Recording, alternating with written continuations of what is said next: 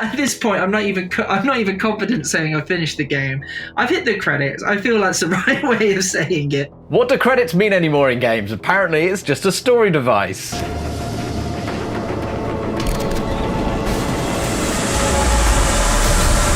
Ben, you've been playing Returnal for us. First questions first. Yes or no? Is it a good game? Yes, I've really enjoyed my time with Returnal so far.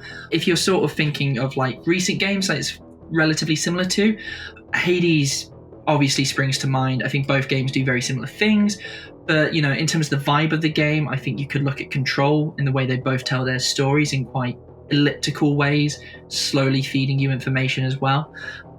Sorry, this is a very long answer of saying yes, I quite like Returnal. This story seems to be really shrouded in mystery, little frames, little clips of things dropping in.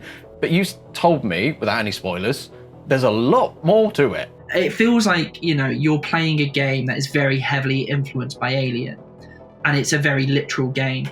But as you move through, you know, you start to see snippets of Selena's life back on Earth.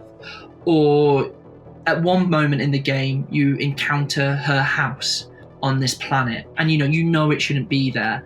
And once you discover the key relatively early on, you can go inside, and then you have these like PT like snippets where you go into first person and you move around the house, and it feels like, are you looking at flashbacks? Are you looking at something that's actually happening on the planet?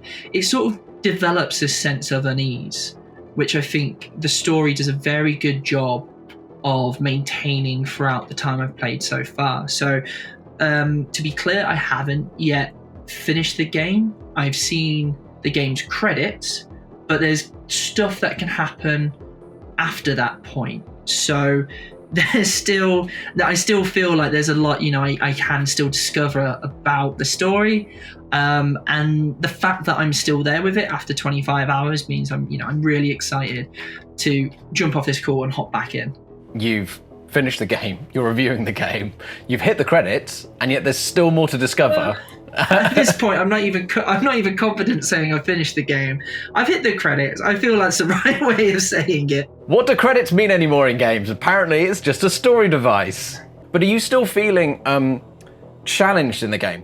Oh yeah, absolutely. I definitely still feel challenged throughout. And I think if we compare to Hades, in Hades you choose your weapon at the start of the game. In Returnal, you know, your weapons are random. You know, enemies will drop weapons, you'll find them in chests, but you don't get a choice at the start. But it does mean you can change your playstyle and your strategy throughout. So for instance, early on in the second world, you'll find a grapple hook.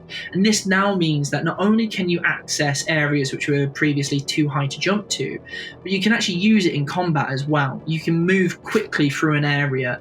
If you see those grapple points and you're surrounded by enemies, you can, you know, hit it, zoom out of the way, and then at that point, you know, reposition yourself in the level. And that then has a big impact on the way you play. You become a lot more nimble, you become a lot more speedy. And these sort of strategies, you know, they do evolve as you get deeper into the game and into different areas. And because of that loop, you know, I've still got the incentive of discovering more of the story as well as the challenge. And speaking of challenges, there's also a daily challenge. So when you go onto your ship at the very start of a cycle, you can there's a more arcadey mode with the daily challenge where you will run through one specific world, and there are 6 in the game. So it will choose them randomly, it will give you random perks and random debuffs, and then it's how many points can you get. So you'll get points for killing enemies, discovering new areas. You'll also lose points if you get hit, and if you die, that's it. However, the real skill in this comes from the multiplier.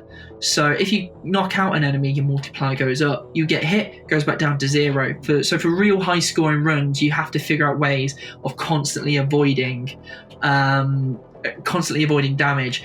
Add on the time pressure, and I could already see a way there where, you know, you're going back day in, day out to sort of challenge mates and the leaderboard. But at this moment in time, it's only reviewers playing it for me. So I'm looking good on the leaderboards because nobody else is playing. A second place out of 2 people is still second place. There's other elements where you can see other players bodies and you can interact with them in various ways. As you sort of go through the game's worlds, every now and again, an icon will pop up saying another body signal found. If you move over to it, it is the dead body of another player, and you sort of have to map their final movements, and you'll sort of see this echo, and it will then fall where their body is.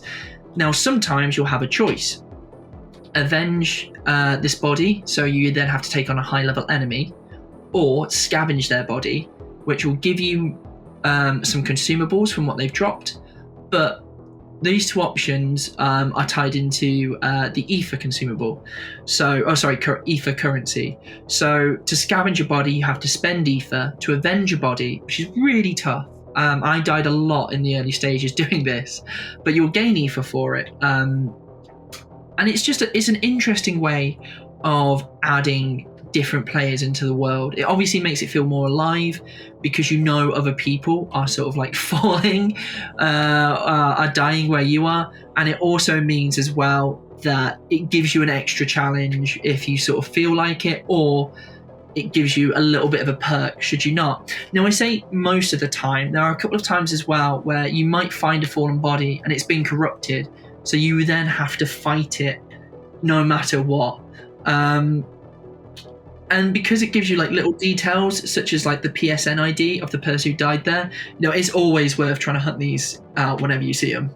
From reading your review and chatting to you about it, it seems like the game, as seems to become the norm now, games like to make games that don't tell you stuff. And this seems to be a game where it doesn't tell you anything about the story. It doesn't tell you much about the weapons. It doesn't tell you much about the enemies. It doesn't tell you much about what is going on in general. But you've said that it's really rewarding playing it and learning stuff and picking bits apart and getting drip-fed information about all of those things. And it's actually really good, and you're really enjoying pulling this apart and learning more and more as you play the game. Yeah, so for context, when you start the game, you're playing as astronaut Selena, who crash lands on this mysterious planet. Ship Helios is broken beyond repair, and each time you start a cycle. You have to abandon your ship and you have to go further into this world. And the game does a very good job at the start of giving you just enough information so you know what you're doing. You figure out, you've got your jump ability, your dash ability, which can get you across large spaces. It can also be used to dodge through incoming fire. So for the majority of things in the game, you get a little bit of an invulnerability if you're using your dash. But once you start dying, and you will die, as a roguelike, Returnal makes sure that you will die every now and again. Or, in my case, every now and a lot again. Well, thanks for shedding some light on a game that's still kind of clear as mud. It sounds amazing. I'm really interested to play it. If you want to read Ben's full review, we'll have it up on the website, and check out the website for all the guides and how to beat Returnal, or at least get to the credits the first time.